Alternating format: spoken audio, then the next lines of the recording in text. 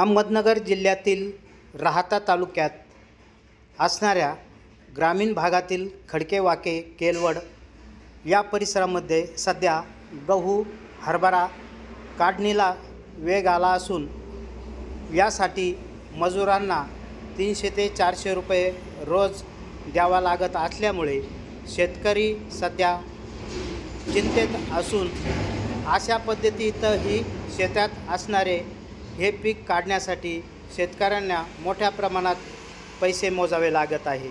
त्यातच बाजारभावामध्ये गहू व हरभऱ्याला बाजारभाव मिळत नसल्यामुळे शेतकऱ्यांनी करावे तरी काय असा प्रश्न सध्या ग्रामीण भागात पडला आहे।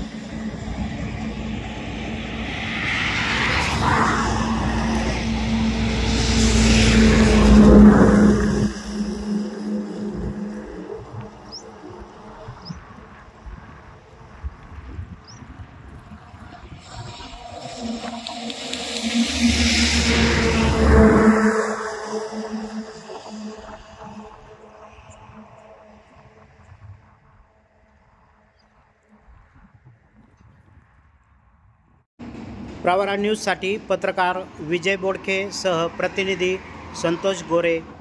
प्रवरा परिसर या यूट्यूब चॅनलला सबस्क्राईब करा।